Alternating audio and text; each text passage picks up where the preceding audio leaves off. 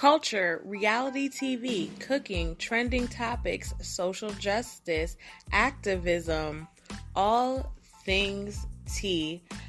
If any of those interest you, please tune in to Tea Talk. We're going to be dishing it. We're going to be laughing. We're going to be joking. And we're also going to get real at times. But it's going to be a great time. And you know, we're all about the fun and we're all about the kiki here on Tea Talk. So tune in to Tea Talk with new episodes posting every week.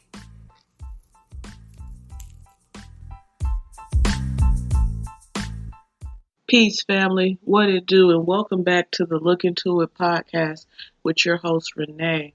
Everybody come on in, pull up a chair, and let's just kick it and chop up some game real quick. I want to say thank you to everybody. You guys could be anywhere in these podcast streets, but you're here with me, and that's special. So, first things first, I want to say we give a big moment of silence for our Empress amongst Queens, Cicely Tyson, who recently passed. The woman was 96 years old, and she displayed grace and dignity in every single one of those years. So, ashe to her, and may she take her rest and find peace with her ancestors.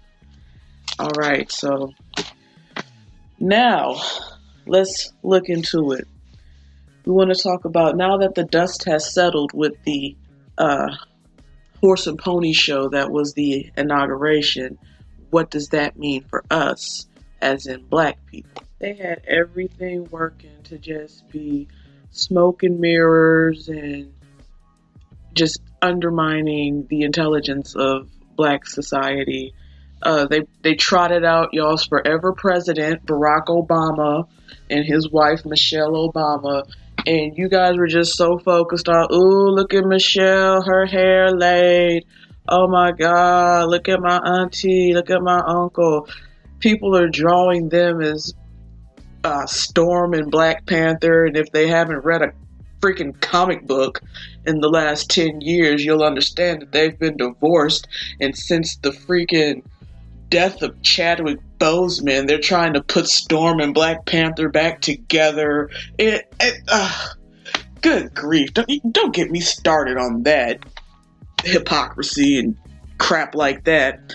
And, you know, they only trot Obama out these days when it's time to give black people nothing. They make them look at something to give them nothing.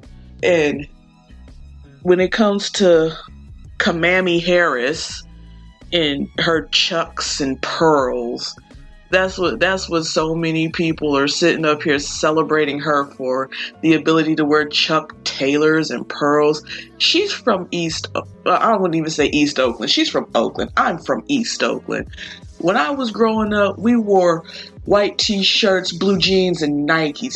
There's actually a song by Keek the Sneak called White T-Shirt, Blue Jeans, and Nikes. That was the official uniform. Maybe in her era, people in Oakland were wearing Chucks like that, but my era and so forth, we wear Nikes. Come on, guys. Like, can we just stop accepting everything that they give us at face value?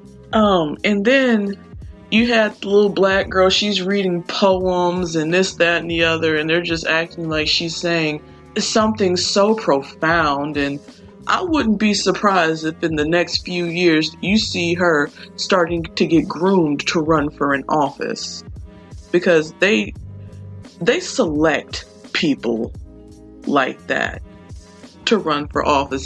It's clear she can speak well. Now let's see if she can execute an agenda. And that's no shade to her. Get it how she's gonna live, but it's just I'm smelling something cooking up with her.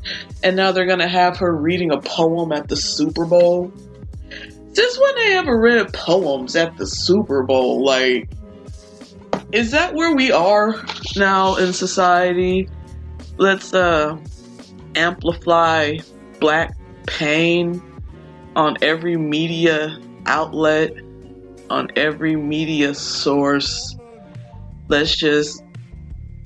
Black has become Baroque. Look it up. It's now fashionable to give a microphone to black people and to have them perform emotional labor and to give them nothing for it. Just have them talk about everything that hurts them, hurts us. And white people like that. They really, really like that. And they've always liked black pain. But that's a show for another day. And let's talk about, see, what else happened at that inauguration? You had Jennifer Lopez up there. Let's talk about her little racist ass. Jennifer Lopez was up there singing, and then she started speaking in Spanish, and all the dog whistles they had there, because Biden's already made it clear that his presidential agenda is going to go to immigrants in the LGBT community. So this really had nothing to do for us. Like I said, they trotted out Barack and Michelle to make us look at something, while they took everything that we don't have, everything we thought we had, from us. Now let's really look at your President Joe Biden. Okay? His selection, because remember, presidents are selected. They're never elected. That's what you call the illusion of inclusion. They make you think that you have a say in your king, because as much as they want to say this is a democracy, this is a monarchy, because they all share one bloodline, even Obama through his mother. So his selection has nothing to do with the immoral fabric that covers the United States of America. Donald Trump was too blatant with it. Donald Trump was a racist that hated black people. Biden is a racist that was Barack Obama's vice president. Sit on that for a second. Obama never checked Joe Biden over his racism, because Joe Biden reminded him of his grandfather who raised him. Y'all don't remember how Biden was talking about how clean Barack Obama is? Like all niggas is just the dirtiest thing on the planet. But Obama, he's clean. The rest of you niggas need to be like Obama. Y'all don't remember that? Joseph R. Biden is a career politician. Majority of his adult life, like 40 plus years, this dude has been in office. And what has he done that black people should celebrate him for? Now, I know everything that could possibly be said has been said about his 94 crime bill. Everything has been said about his quotes about desegregating schools, and that he doesn't want his children to be raised in a racial jungle. And I know a good bit of people have heard his tape that was supposedly leaked. I don't think it was leaked, honestly, but that tape that was leaked of him talking to black leaders, I think it was BLM or somebody, like he was Big Daddy on the plantation and they were the slaves, talking about how this country's going to be a white minority and that we're going to have to start working with Hispanics if we want to get something done for us. And people were acting like this is a surprise from him. This is what happens when you give your vote away for free. They didn't do anything but say, well, he ain't Trump. That's the people's only reason for voting for him, was that he isn't Trump. And if that is your only reason, that means that you do not have a reason to vote for him. People miss American Pie racism. Trump was Nazi Germany racism. Joe Biden is that good old fashioned, I don't want him living next to me racism. And something else that I want to say about Donald Trump is that had he been selected again, understand that Black America was going to be his focus. His first term was spent bullying Muslims, bullying Mexicans and Hispanic people. But the coup de grace to white supremacy has always been harming black bodies. So while we caught a break, essentially, for 4 years, yes, there's Karens and Kens and riots and protests and everything. But see, legislatively, we weren't the focus. We were just caught in the windfall of Nazi Germany style racism. Now back to Biden. There were a lot of people saying that, he couldn't make a promise to black people when he was on the campaign trail, that he first had to get into office. Well, he got into office and we still haven't received any type of word that we're going to get anything tangible done for us. And let's just talk about how the mushmouth population goes about this. Well, he won. Well, he got to get control of the Senate. Well, he got control of the Senate. Well, and there's a bunch of that going on. Like, nobody is saying anything about this. People are just following this man with blind faith the same way they did Obama all those years ago. And that's scary. Blind faith doesn't get anything done for anybody.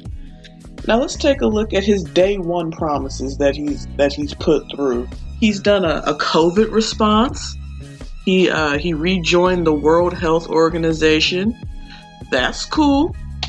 Let's get COVID out of these streets, and that makes sense because we are in a pandemic. And then he goes to immigration. He gave 11 million illegals a map to citizenship. He wants to make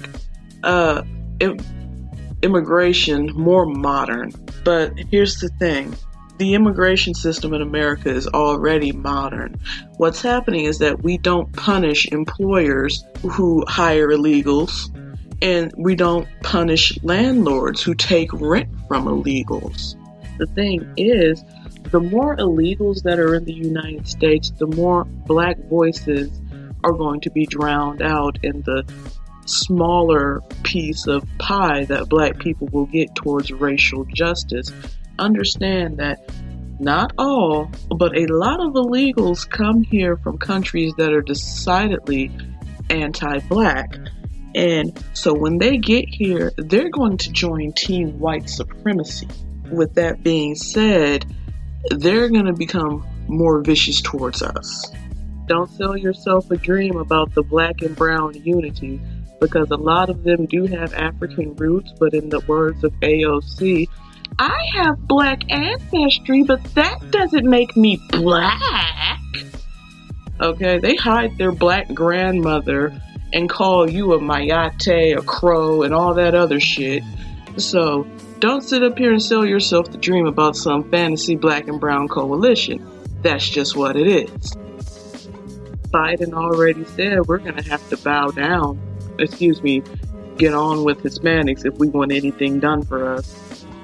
Let's just segue for a second. Speaking of bowing down, former Seattle Seahawks offensive lineman Chad Wheeler beat the brakes off of his black girlfriend, and the media is silent about it. He wanted this woman to bow down to him, and she refused to, and he beat her ass. And let's just talk about that for a second, because see, there's an underbelly to all these interracial relationships that a lot of people don't want to talk about, especially when it is white men and black women. Slave play is real. It wasn't just a tacky, trashy, and mentally terroristic play that was on Broadway. Slave play is something that happens in a lot of interracial relationships. And I could be wrong, but I think that they had one of those slave play type relationships, and she probably cooked his dinner, and she didn't feel like playing along right then, and he cracked her over the head and continued eating while she was laying lifeless on the floor. And with that, she got up and he said, "Oh, you still alive?" And he just goes on about his day. She calls the police, locks herself in the bathroom after having called the police saying she had a physical altercation with her boyfriend. I think her arm broke or dislocated or something like that. This big old 6'7", 300-pound white man, and she looks tiny. That's all I'm gonna say about that. And Divest Twitter is real quiet about this. Divest Twitter is a group of black women who talk about black men aren't worth investing your time in, so find you a zaddy, or aka a white man. And they're not saying anything about this. Feminist groups aren't saying anything about this. Sports outlets aren't saying anything about this other than mentioning that he was cut from the team, but they aren't really saying what for. So let that be a precaution to you. If you're out here looking for a zaddy, understand you're gonna probably have to get down with the get down if you want them to stick around for a little bit. And that's not to throw shade at this sister. That's not anything like that. What this is a cautionary tale. Understand, we don't belong with them. They've been treating their white women like that since they was crawling around the Caucasus Mountains on their hands and knees. So, if that's the lifestyle and the culture that you want to go into, hey, baby, have at it. But that ain't for me. And not condoning, but making a comparison, when the Ray Rice situation happened, when he and his wife had a physical altercation in an elevator at the casino, we saw that video on loop for a month. You didn't even have to watch ESPN or any other sports network to see that video. That was just on TV. That was on the nightly news every night for a month. And when it comes to this big mountain white boy, we're not seeing anything about it. It's a quiet, oh, he's cut from the team.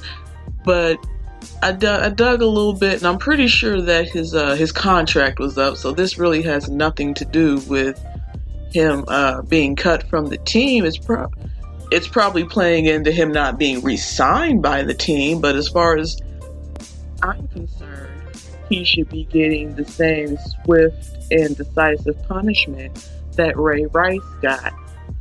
But, the league doesn't have a racism problem or anything like that, so I'm just talking crazy. And if I'm talking crazy, you guys make sure you hit me up and let me know. The next thing that Biden got accomplished in his first day was he signed the climate change, where we're going to be trying to work more on clean energy instead of relying on fossil fuels and all that stuff. And I have no beef with that. I agree that let's help heal the planet so that we can be here to see the toppling of white supremacy. Now, Biden has made it clear that, like with Obama, one of his primary concerns is going to be the LGBT community. And there's nothing wrong with that.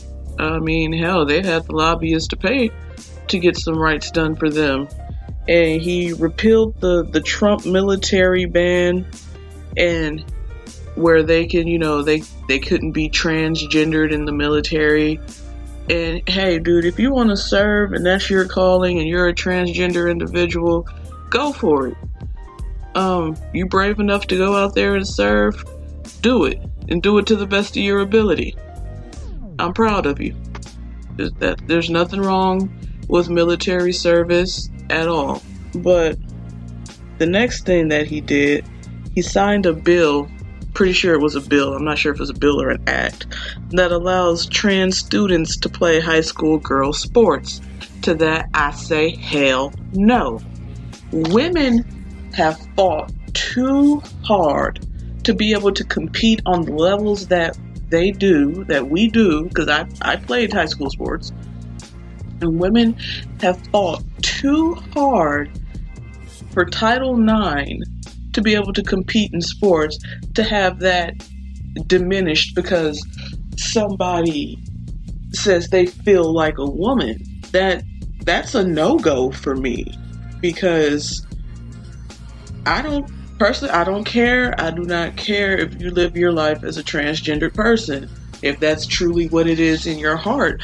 But who's to say somebody can't just be a middle of the road athlete who can't get the playing time or the necessary competitive edge that can really compete with men, who's to say that they can't, put on a wig and come down and compete against women? And there should be a league for them. The WNBA got their weight up and made a league for women. That's how you get stuff done. If you want to compete against your equals. You shouldn't be competing. A transgendered woman should not be competing against a natural woman. I've seen MMA fights with transgender women fighting natural women, and the natural woman gets the brakes beat off of her. That person genetically is still a man, no matter what they feel like. I might wake up tomorrow and feel like a billionaire. That don't mean I won. Like, come on. That doesn't make no sense. We can't allow that to happen. If they want to compete, they should be able to compete against other transgender people. And let's talk about it to the other side. A transgender man joining a male team, we all know that hazing happens in all sports. No matter what you're playing, no matter who you're playing it with, there's team hazing. And who's to say that, the guys on the team won't try to haze the transgender man terribly and, harm them. And if transgender people truly are, the leaders of suicides, who's to say they would be able to handle that, Like, you've got to really think about this stuff. This doesn't make sense. Sorry, guys, that was my dog. He was scratching and doing his little shake thing like he was shaking water off of him. Batman has Ace the Wonder Dog, and I have this guy. I'm gonna leave it at that. And lastly, there's the environmental protection stuff that he has going on. He wants to conserve 30% of land and water by 2030, and that's cool. For the past maybe 15 years, a lot of people have been talking about a water shortage. And if we can conserve 30% of water on the planet, in the country, I think that's an excellent thing. So kudos to that. But with all of his first day promises, there was nothing tangible for Black people. And Black people were the ones who got him elected. Okay? But we're cast aside. Now, Latinos took the credit. I think it was Eva Mendes who was talking about how Hispanic women or Hispanic people in general were the ones who got Biden in office. Remember, this was their election. So they're going to be looking to take the credit wherever they can take it. Now let's look at the representation trap. This has been something used by the white supremacist tool since the antebellum South. They take Black people and make them look at somebody who has a tan, and then they say, hey, look at this person, they're kind of like you, so you should strive to be like them. You'll never get there. You don't have what it takes to get there, but you can look at them and you can try to be like them. And that's exactly what they've done with Barack Obama, and that's what they're currently doing with Kamala Harris. That woman identified as Asian American up until she started getting wind that she could be into the presidential race or, became the vice president. And as somebody who's attended an HBCU, and HBCU doesn't define your Blackness because now you have more white students and more East Asian students than anything. So an HBCU has nothing to do to solidify your Blackness. College is a business. College is there for nothing more than to collect a check and pump out people that they hope that you networked with over the past 4 years. Now, while Kamala had Howard Marching Band and a gaggle of other HBCU marching bands escorting her down to be sworn in, there's been a group that has been noticeably quiet about her and Joe Biden's election, and that is the white feminist, where they aren't shouting from the rooftops how the glass ceiling has been shattered. They simply think that this is a win for Kamala Harris. This has nothing to do with being a win for women, because as far as they're concerned, she ain't white. Remember, white feminists only celebrate white women. Hey, Margaret Sanger. Hey, Susan B. Anthony. They try to co-opt prominent black women in Reconstruction, like they do Ida B. Wells, who told them to fuck themselves, and like they do Sojourner Truth, who they give an awful slave accent to when they like to recite her famous poem, Ain't I a Woman? Let it be clear and let that song be sung that Sojourner Truth spoke multi-languages. She spoke Dutch exclusively until she was 13 years old, because she had a Dutch mistress who wanted to speak with somebody in her native tongue. And another part of Sojourner's Truth that they don't... you see what I did there? Another part of Sojourner Truth's story is that that they don't want to talk about is that said white mistress was... I'm not going to be crass.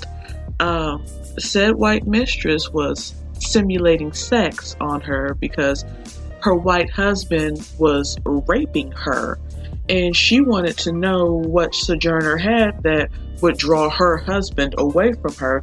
So she simulated sex on Sojourner. So when you see these white women perform Ain't I a Woman, and they're just giddy and happy and talking like slaves, understand that they are making a mockery of this woman's legacy, to which she was raped by white man, raped by white woman, and now she's a vernacular joke to one of the most important writers of post-slavery Black history. The woman was the original orator of the Black experience during slavery. Then we have Ida B. Wells, who gives us the Black experience during post-Reconstruction. And they just like to say that she and Susan B. Anthony were best good friends, where Sister Ida B. Wells told Susan B. Anthony where she could go and how she could get there. And another nothing burger that the Biden administration is pushing on Black society is Harriet Tubman on the $20 bill. Let's think about this for a second. Let's think critically. Why would a woman who was contraband in her life want to be currency in her death? And if I was in that family, I would be giving them the how-to, because that makes no sense. First of all, white people, they're going to be saying, give me 4 5s, or give me 2 10s, or give me all 1s. They're not going to want to carry that. And that physically means nothing. Money, American money, isn't backed by anything but the belief that it is worth something. Kind of sounds like America in general. Just nothing. And so why would we want to celebrate having this woman on a $20 bill? That is symbolism. That is giving an illusion of progress. And note to yourself, the last time Black people were on United States currency, we were working in the fields. And that's actually the picture that was on money. Black people being slaves, picking cotton. But we know our Black boomer parents are going to sit up here and say, oh, wow, isn't this nice? Or they're going to make light of it, not taking responsibility to the fact that they could have gotten what they wanted from the American system, and we could have had some sort of leverage to hold against white supremacy, to be able to get from up under it. But no, they sold us out for integration and affirmative action that doesn't even work for black people, because white women get it more than black people ever would or could. So they sold out their children to say that they worked at some skyscraper company downtown, not realizing that their children can't inherit their job position. But that's a story for another day. In the wake of Joe Biden's and Kamala Harris's America, black people need to become more politically disciplined. And no, we can't cure this all in one election cycle. This is hundreds of years and generations upon generations of dysfunction. So it's going to take time, but understand that we are starting to gain the discipline and teaching our children the discipline that it's going to take to topple white supremacy. And you got to tell your children the truth about what white supremacy is in America. You got to tell them that, because see, our parents, if you're a black millennial, your parent probably sugarcoated racism from you. They didn't let you get that bitter taste in your mouth because they thought it wouldn't do you any good. But like we learned from Mr. Nancy in American Gods, anger gets shit done. And if any of you guys are watching season 3 of American Gods like I am, man, you can really feel the lack of Orlando Jones in this season. They're trying to give Moonshadow a little bit more juice and talk about him being a non-white male in the show. But Mr. Nancy, he carried that show for black people, and they don't want to admit it. I'm not sure what the ratings are right now, but I'm pretty sure they're down a bit from where Mr. Nancy was. Another thing we have to do is we have to stop seeking instant gratification. One decrepit, dementia-riddled racist and a belly warmer for white zaddy is not your savior. Stop playing stupid when it comes to politics.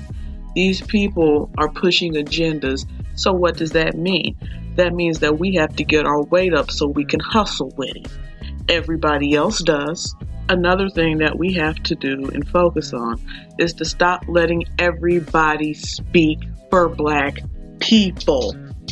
We have to cancel this testimony culture that we carry over from the church, where everybody's auntie who's been a crackhead for 30 years gets to sit up and tell her story. Everybody's uncle who's cheated on his wife for 30 years gets to sit up and tell his story of how he gave his mistresses more children than he ever gave his wife, and he gets forgiven. The thing is, the dunce caps get as much speaking time as the valedictorians, and it shouldn't be like that. And I'm not saying that you have to be college educated, have some high profile job or anything like that. What I'm saying is you have to understand the black code and have to understand that you have to be able to argue what we need as a society. We don't need somebody sitting up here telling us a sob story from 30 years ago and we just nodding and clapping. Cancel testimony culture. And we have to demand something for our vote. We gotta demand something that affects us tangibly. Demand that race soldiers who masquerade as police officers are punished for killing us, our husbands, and our children. Demand that. We don't need hashtag Chucks and Pearls, a coffee tumbler with Chucks and Pearls written on it. We don't need t-shirts with hope. We don't need portraits of Barack Obama and his family hanging up in our grandmother's living room. That is symbology. And the problem is we make symbology a tangible. Because everybody's going to have a pop-up shop with Chucks and Pearls, Hope, Keep Hope Alive, Rainbow Coalition, all that shit on a t-shirt. Man, come on. Let's be serious.